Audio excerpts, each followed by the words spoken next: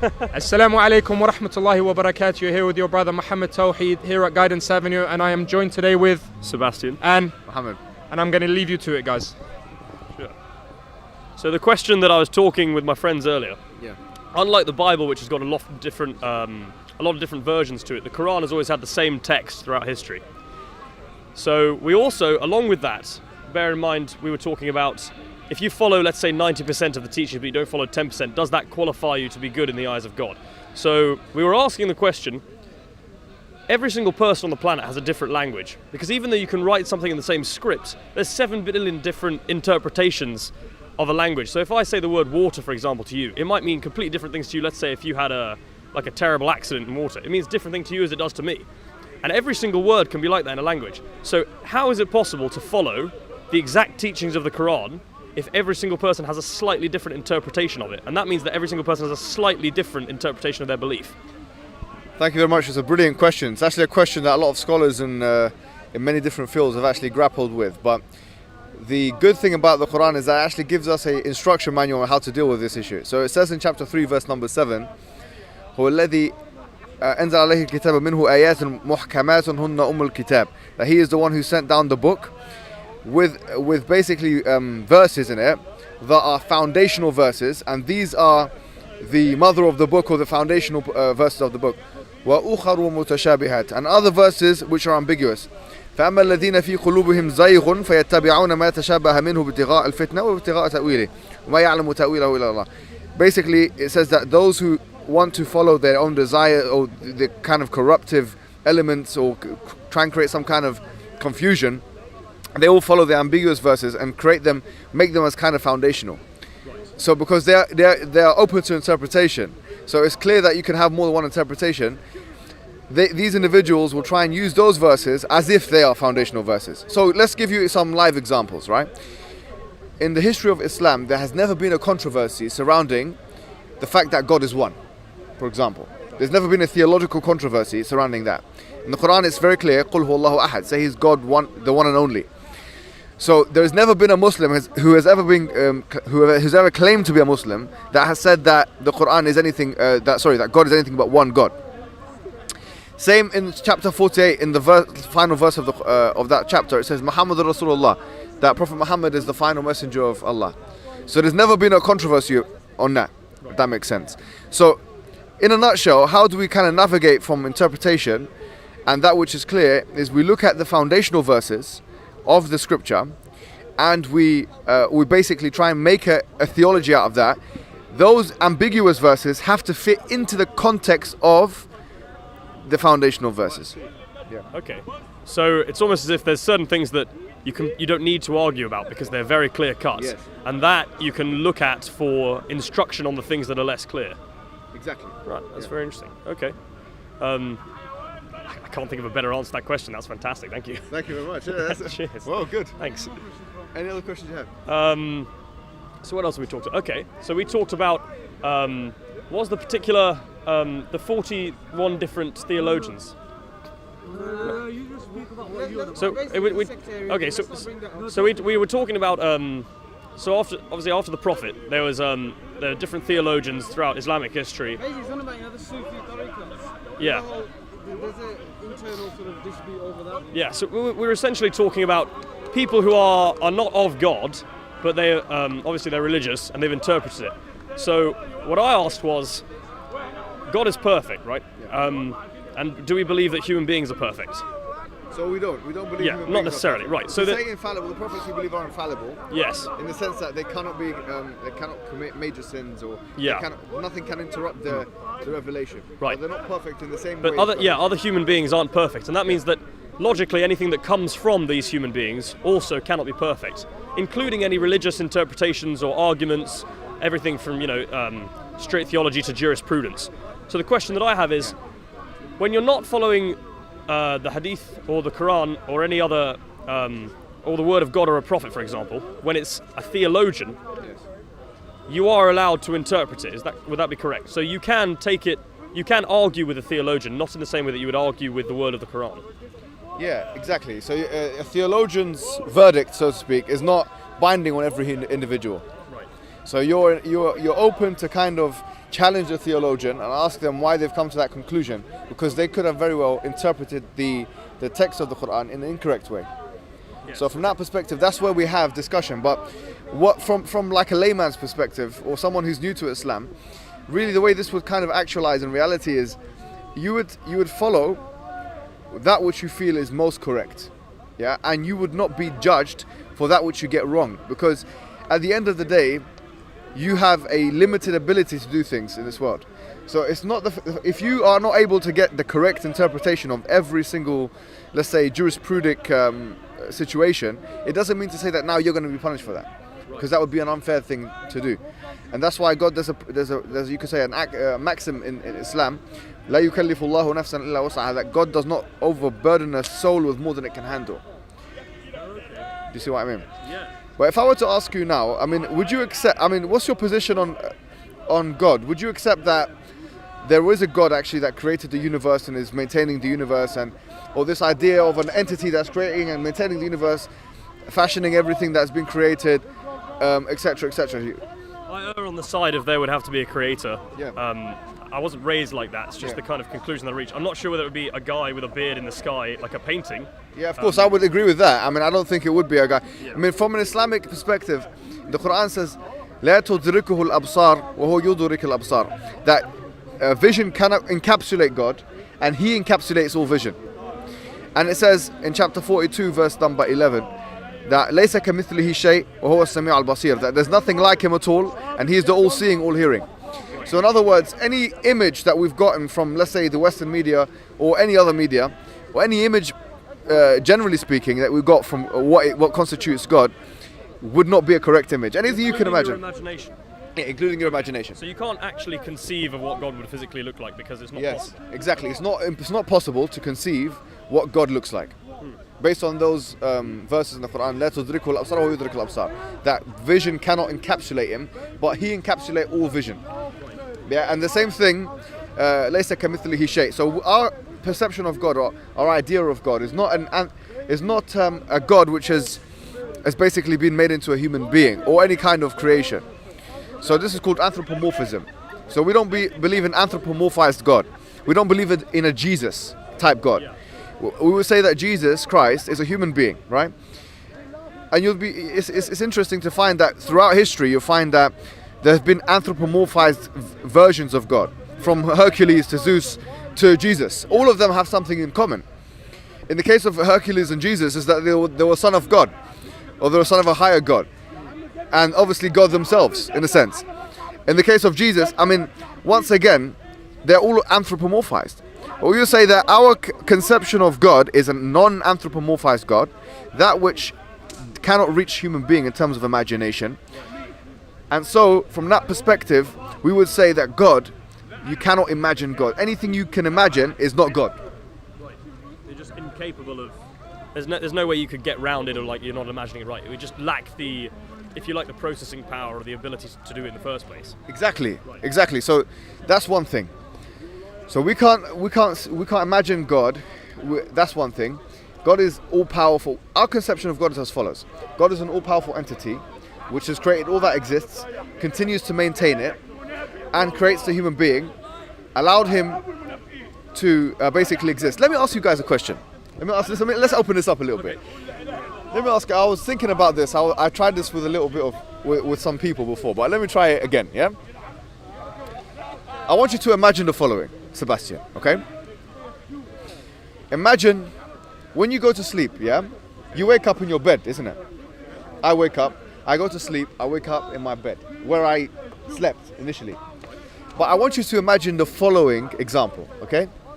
I want you to imagine that you go to sleep, wherever you go to sleep, and you wake up and you find yourself on a train, yeah? Now I want you to answer the following question. What would you ask? What's the first thing you'd ask yourself? How did I get here? How did I get here? What else would you ask? Who put me here? Who put you here? What else would you ask? Where's the train going? Okay, thank you very much. Now let me tell you something, right? What would you do if you woke up on the train and you saw people, just living life, and you just started doing what they do? and you had these questions that you wanted to ask, how did I get here, where am I, all these things, but you just suppressed them. What would you say of a person who suppresses these questions? I'd say they become unhappy at some point. They wouldn't be able to suppress it any longer. That's a good point. Would you also say that that person is critical or uncritical in their being, in their existential being? Completely uncritical. Uncritical. Is it justified to be uncritical in that way? Absolutely not. Okay, in the parable of the train is the parable of life. We woke up to a life, we woke up to a being here in this world. But we see now the Western, not to kind of knock Western culture, but I'm just saying that it's promoted nowadays that we shouldn't really think about these ultimate questions. We're on the train of life. We don't know whether we know one thing, we're going to die. We're on the train of life. We woke up and we're distracted by everything around us. But the questions which are most fundamental to our existential being, how did I get here? Where am I going? Who am I? Where am I? All of these questions that you asked yourself, these questions are not being asked. And I urge everyone, including yourself, to ask these questions. So if I ask you, how did I get here? That question, if we apply it to the context of Speaker's Corner of London, not just Speaker's Corner of London, let's just say to the world that we live in. How did you get here? The atheistic response is you got here in a way which we can't really understand. It could be the multiverse, it could be that nothing created something, it could be, like Krauss actually says, a universe from nothing. That's just, for me, it's an unsatisfactory response. How did we get here? Well, don't worry about it too much. Don't think about it. What are we doing here? You make your own purpose, my friend. No, I mean, it doesn't seem that logical, does it? It doesn't follow. If you are on the train, you would not accept that particular logic. So I will ask you the question. What makes the best? Does it make sense to say? Does it make sense to say? How did you get here? You were created by an all-knowing entity. What you're doing here, that all-knowing entity has assigned and fixed a purpose for you. And where are you going? You're going to die. And there is something that's going to happen after death. Let me tell you something. Do you know the human experience? A lot of people say, well, how can you prove that there's going to be something that happens after death? All we can know is that which we can empirically justify. I say I disagree with that. When we go to sleep and we close our eyes and we dream, dreaming is an experience that most human beings have experienced, which has no sensual reaction. You don't open your eyes, but you still see. You don't need to try and hear someone physically saying that, but you still hear. Dreaming, and this is why Freud, by the way, he wrote a book on dreaming. It's a really interesting human experience. The human experience has shown us when we are in the state of unconsciousness, we can still have realities. And dreaming is an ample example of that reality. What we're saying is this: when you lose overall consciousness, when you're dead, and everyone will die, when you lose overall consciousness, it won't be the case that things will stop. We say that there will be a reality that you will then experience, just like a dream, but it's more real than a dream, and it will be more prolonged than just a dream. And that reality will be a metaphysical reality that the entity that we discussed before, that created you, will assign for you, will create for you, will allow for you to have. And this is the whole idea of the Day of Judgment, heaven, hell, all of that is there. I'm not saying these things are dreams, I'm saying these things are realities. But those realities don't depend upon the existential five senses, the being of a human being and five senses, these things. They can be rearranged. So here, does it make sense for us to say today that the reason why you're here is because you were created? What you're doing here is that you have a purpose. And your purpose is gonna extend to your after-death experience. Does that make sense? Yes, it does. Yeah. And does it make sense? Now look, I say for example, I'm an unbiased individual, I want to find out which is the correct religion. There are 6 major world religions. Honestly, I just want to find out which one is truth. Everyone is claiming to be right. I swear to God, it doesn't take that long to find out the answer. You know why? Of the 6 major world religions, only 2 are proselytizing. Only 2 religions actually attempt to have you as whatever they are. And that's Christianity and Islam. Judaism is not a proselytizing religion. Hinduism is not really a proselytizing religion. Sikhism is not really a proselytizing religion. And they're all regional religions. Yes. Yeah, and they're all religions which have backgrounds in some kind of, let's just say some mythology. And sometimes they'll be open about it. Like Hindus are very open about their mythology. And the mythology is very similar to Greek mythology, to be honest with you. Yeah? So here, we have two candidates. Islam and Christianity. For me, to narrow the gap, all I have to do is look at the basic theology. Forget about everything else. Just look at the basic theology. If I were to look at the basic theology of Christianity and Islam, I see that Christianity is a religion which talks about the Trinity, 3 in 1 and 1 in 3. That Jesus is God, that the Holy Spirit is God and the Father is God and all three are one. I would argue that this is a fundamentally flawed theology. And the idea that God is one is only really present in its purest and truest form, in its most logical form, in the religion of Islam. Based on that logic, if we accept the premise of revelation through human beings, it does make sense that God is one and that there were a long line of prophets, which is the Islamic narrative, that there were a long line of prophets, starting with Adam up until the final prophet, which we call Muhammad, all of which testified that there's only one God worthy of worship. Does that make sense? Yes. So here, does it make sense, or would you accept that Islam therefore is, from a theological or philosophical perspective, the most rational recourse? I mean, you've given me one example. I agree with you on that one. I think the Holy Trinity thing is very strange. In fact, the Catholic Church admits it themselves. Yeah, and as you've mentioned before, another example is, in terms of preserved text, Islam has the only preserved text. Let me tell you something, I'll defy anyone. And by the way, I'm here every week, I'm here every week, and people can always challenge me on this. I say the following, I say that Islam is the only religion where there has not been a controversy among Muslim theologians on the truthfulness or on the preservation of the Quran. Everyone attests that the Quran that they have is the Quran that we have. So in other words, there's no controversy in the Quran. The only religion which has a logical theology, the only religion which has a preserved text, the only religion which makes a series of predictions, all of which actualize. The Quran makes a series of predictions about empires. I'm not sure if you've heard of this. For example, the Roman Empire and the Persian Empire were in a war. And the Quran makes a shockingly precise prediction that in 3 to 9 years, the Roman Empire will defeat the Persian Empire in a nearby close land. The Prophet makes predictions about the future, about where Islam will spread. He tells us Islam will spread to Egypt. He tells us Islam will spread to Syria, to Jordan, to Yemen, to India, to Pakistan, to all of the places where we find Islam. There has been a prediction from the Prophet or in the Quran that Islam will spread in these places. The Quran makes a series of predictions about the fact, for example, that the Muslims will occupy the Arabian Peninsula and that it will happen within a period of time. These predictions, from a probabilistic perspective, give us another layer of argument, another evidence base, which is really this, which is that it cannot be the case, right? I would argue it cannot be the case that all of these predictions from probabilistic perspective are completely accurate. Look at all the other religions. There are false predictions in the Bible. There are false predictions in the biblical text. I can tell you some of them, but I don't want to waste a lot of my time. A lot of them are very well known. Even Jehovah's Witnesses, I was making this point before. 1977, they said the end of the world is going to take place. And then when it didn't happen, they called it the Great Disappointment. The point is, predictions are a reasonable way for a person to see and decipher whether the person who claims to have knowledge from the all-knowing is telling the truth or not. Yes, I agree with that. And I'm saying that Islam has the best, or in fact, a blemishless record on this. It has no flaw in its record. Whenever Islam tells us something will happen, it happens.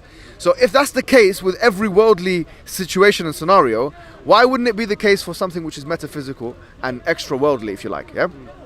And that's why we say that we have real rational reason to believe in Islam. Not just because of these things, but just because of that God is one and all that, but because there's a real evidence base of it.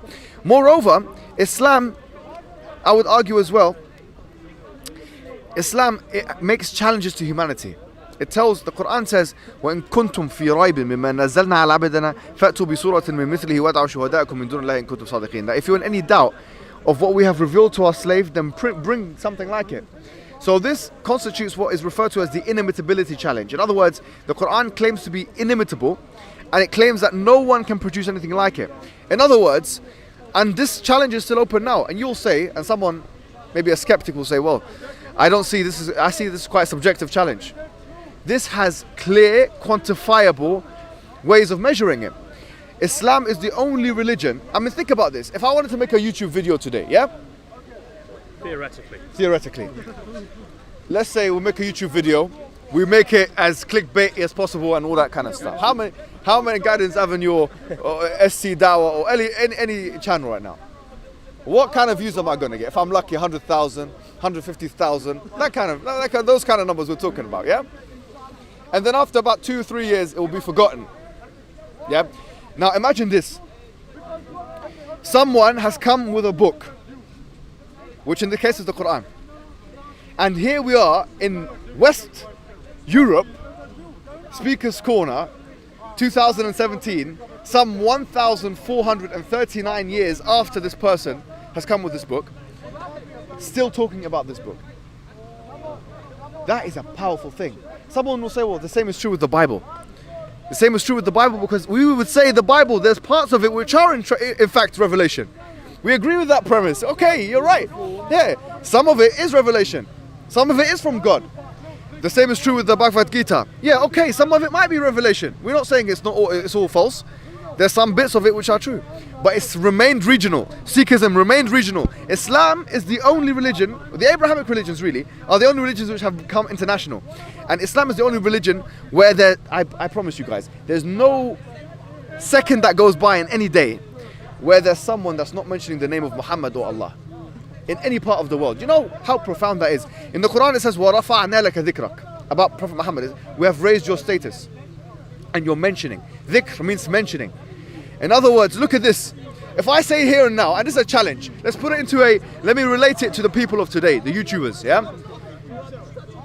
I'm saying to the YouTubers, come out, make a video. I don't care if your name is I don't know what, yeah? Make a video that stays relevant for 1,439 years. Make a video. Do it. Then also say, I'm going to be mentioned by everyone for that period of time. وَرَفَعْنَا لَكَ ذِكْرَكَ is mentioned in chapter number 94 of the Quran. We have raised your status. Can you imagine the kind of profound effect this book has had? It's from a quantifiable perspective. This is not something which is qualitative, which is subjective. We're talking about sociological transformation. People are talking about now in almost any university you go in this country, they talk about political Islam. Any media is talking about Islam. Why is it so relevant? Why are they not talking about Sikhism? Why are they not talking about Buddhism? Talk about something else. It cannot stop pervading the minds of men. Islam is a religion which cannot stop pervading the minds of men. Why? Because Allah has told us that. That's a prediction. وَرَفَعْنَا لَكَ ذِكْرَكَ we have raised your status. Make a prediction like that. Do it. In the imitability challenge, we have to take this challenge seriously, because this challenge is serious. It's saying make something like it. Produce 3 lines that change the world. Make me say your name. Make my children say your name. Make my grandchildren say your name. Make my great-grandchildren say your name. Believe me, all of your great-grandchildren, whether you're a non-Muslim or not, or a Muslim, have said the word Muhammad before. All of them have said it. How comes none of you will ever say, none of you can never make any book that will ever say anything other than no one will mention you. You're nothing. Plato, Aristotle, all of these individuals, they are foreign in the minds and the tongues of men, of many men. And they are, by the consensus of logicians, probably the highest of logicians and thinkers. This is what we've got to think about. Do you see what I'm talking about? Yeah. Bro, this... Another question on the language, if that's all right. Yes, please. So we talked earlier how human beings, being imperfect, cannot create anything that's perfect themselves. Yeah. And naturally, any language that we use is as a result of human societies. It evolves. And language is imperfect. Language has exceptions. English is classic. Yeah. In that it's not even phonetically pronounced. So it's a real havoc to try and navigate the English language. Yeah. I'm not so sure about Arabic or Farsi or any of the other Middle Eastern languages. Yeah. So around the time of when the Quran was written, there was a language being used by that society. It's naturally imperfect. It doesn't perfectly convey ideas. Okay. And yet God has the challenge of creating a perfect text, because anything that comes from God is perfect Necessarily, yeah. necessarily. Yeah.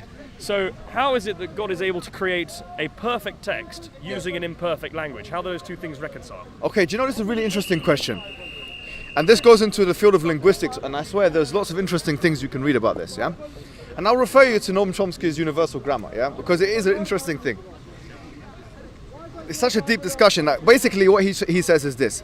There are two schools of thought in linguistics, yeah? It's called the empirical school of thought, and there's the kind of Chomsky's Universal Grammar school of thought. The empirical school of thought is that you're suggesting that you can only output that which you've input. So in other words, you see a tree, you see this, you're told what that thing is called, you can only output that which is input. A lot of people have written books about this. This is called the empirical school of thought. On the other hand, you have Noam Chomsky, who argues, and others like him, universal grammarists, if you will, people that believe in the universal grammar school of thought. They say that actually human being has an innate ability to create something more with the grammatical constructions that they have. So in other words, the input is not as much as the output. And he says that the output is more than the input. Language is a really interesting thing.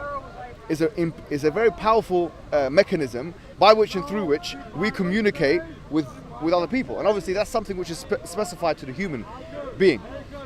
Animals don't have language in the same way that human beings have. They have sounds that they make, but they don't have language. Now, you're talking about Arabic and all these different imperfect. Look, I would make a point that actually Arabic, in terms of its grammar structure, is Arabic and Hebrew. I would say the Semitic languages, and this is my opinion, are the most logical, grounded, and mathematical languages in the world. And I'll tell you why.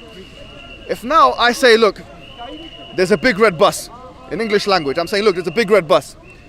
If I said red big bus, does that make sense? No, it doesn't.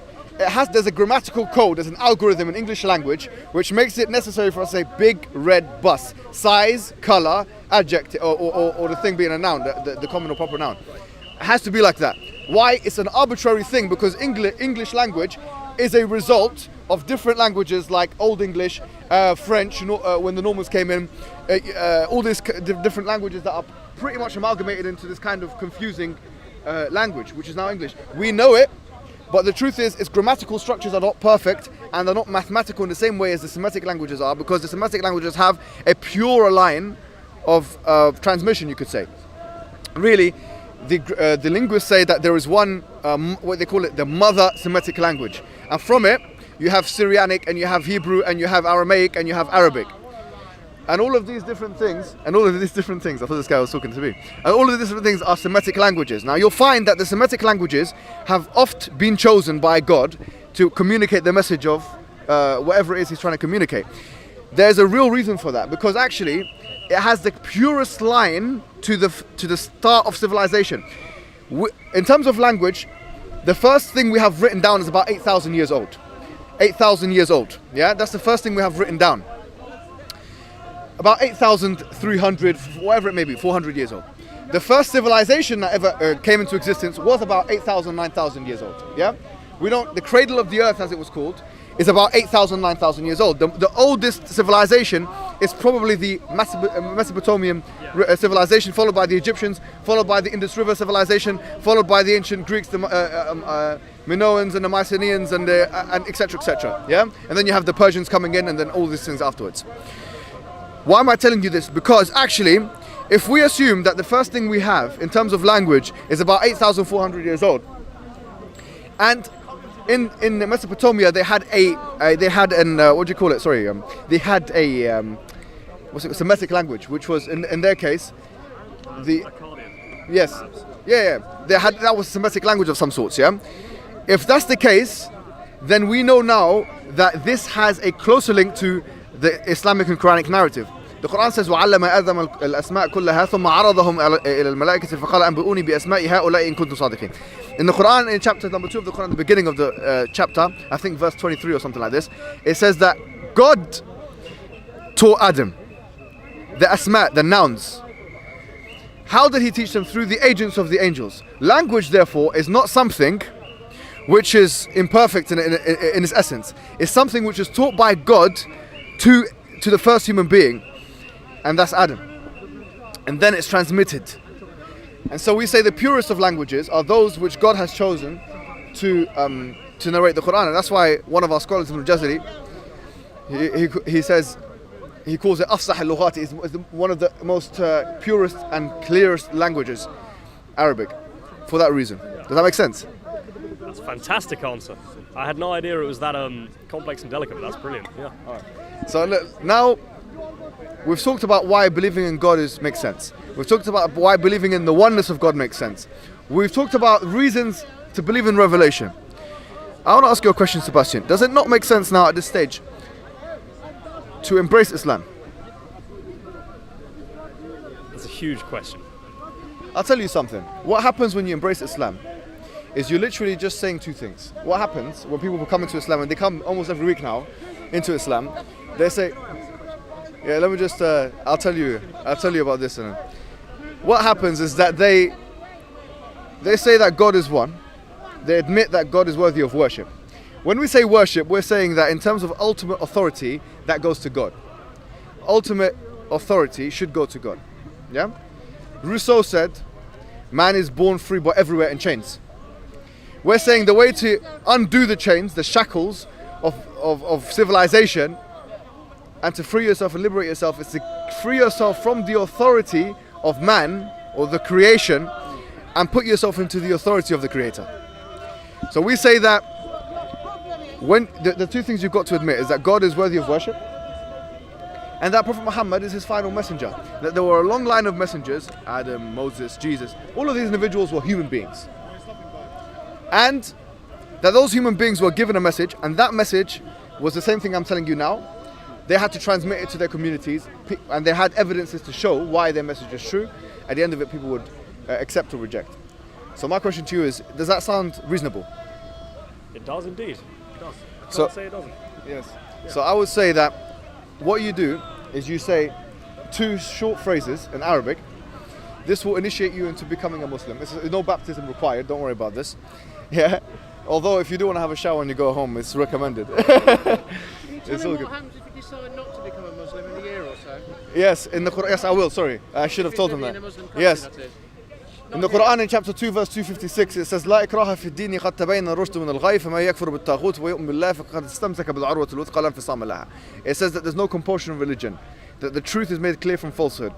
Yeah, and whoever he disbelieves in the false gods and believes in the one God, then he has hold on to the tight grip, and that there is no releasing in that grip.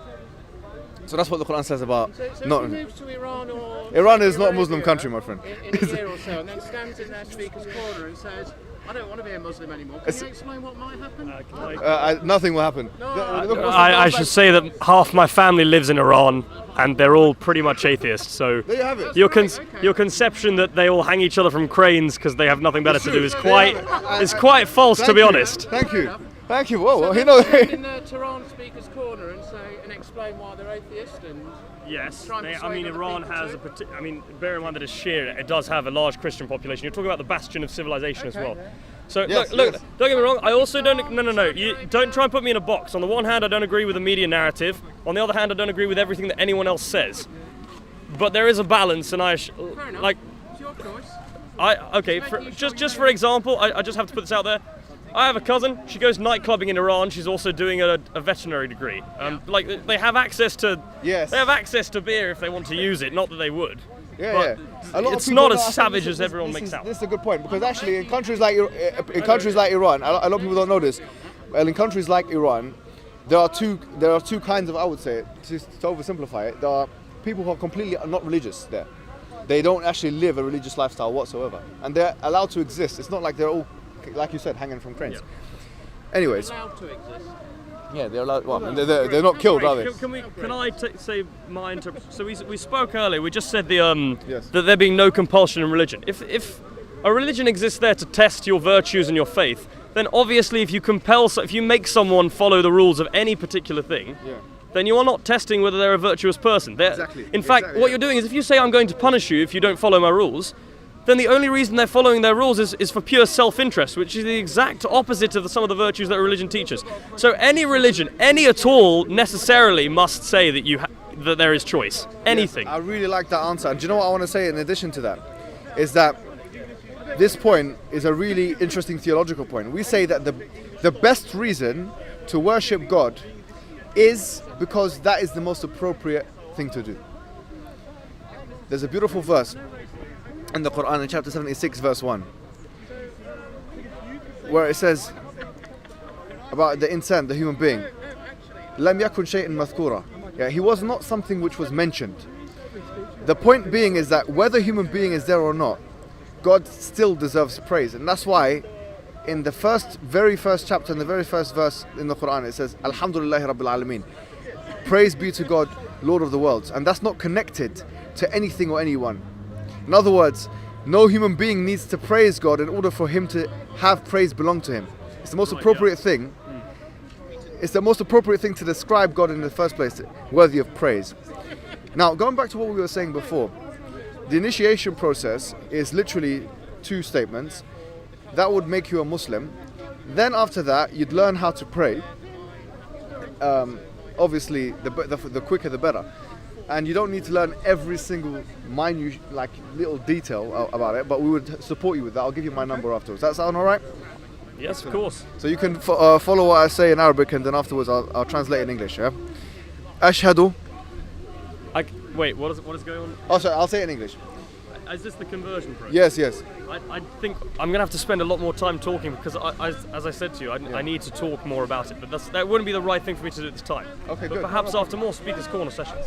No problem. I've got to make. Yeah. Yes, Well, Take your time. No, listen. That's one thing we would like to emphasize. That if you're not ready to do it, it's not something we want to force upon you. So just take your time, think about it. I'll still give you my number. So if you have any questions. Why not? Yeah, that would be good. Where are you from, by the way? What country? I grew up in the UK, but as I said, I'm half British, half Iranian. Oh, interesting. Yeah. Okay, no. I'll give you my number. Obviously, Mohammed will give you his number as well. It's been fantastic talking to you. Thank you very much for everything. Thank you so much. Thank you so much, man. That's incredible. Thank you.